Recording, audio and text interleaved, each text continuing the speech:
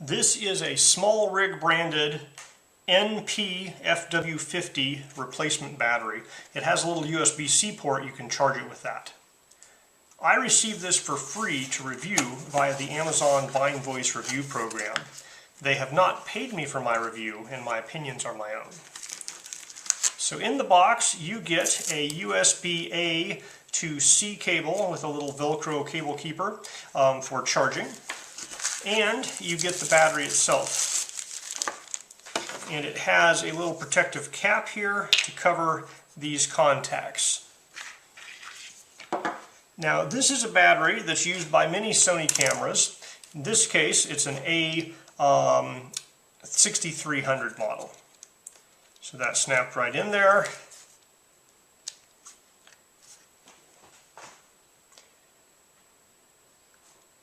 Camera turned on. It reports 62% battery charge from the factory.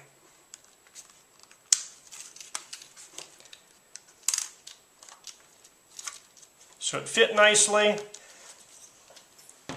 It powers the camera.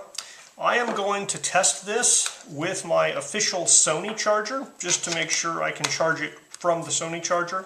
And then I'll charge it up with the USB-C port as well to make sure both of those work.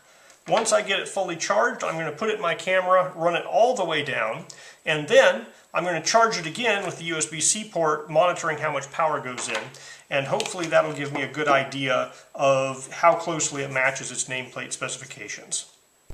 Alright, using my Sony official wall charger, it's behaving as I would expect from any other Sony battery, where 2 of the 3 dots are lit up here because from the factory this thing came halfway charged. The little yellow lights aren't as charging it. I'm going to first try plugging this into a cable directly from a USB-C power delivery charger, and the little orange light has turned on. Every so often I'll find one of these devices that does not do proper power delivery negotiation, so it only works with the provided A to C charging cable. But this one is working with a power delivery charger, so it looks like you plug pretty much any USB-C cable into this thing, it will charge.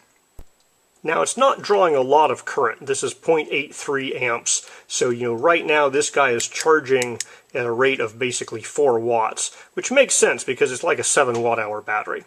So you're not going to need a USB-C power delivery charger to charge this guy. Pretty much any USB-A port will be able to provide 1 amp to charge this guy up. Alright, I've been continuously recording videos for a while, and we have the yellow battery with a black battery with a yellow line through it, so we're going to let this sit for a while and see when it actually turns out. We have officially made it to the battery exhausted phase. Alright, I've plugged this guy into my USB-C power delivery charger. It is drawing 0.7 amps, so it's basically charging at 5 volts, 0.7 amps, so it's 3.65 watts going in.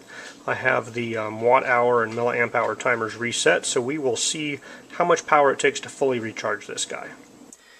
Alright, we finished charging. It's drawing 0 amps, and the total amount of power going in is 9 watt-hours, which is pretty appropriate for this 7-point-something watt-hour battery faceplate claim.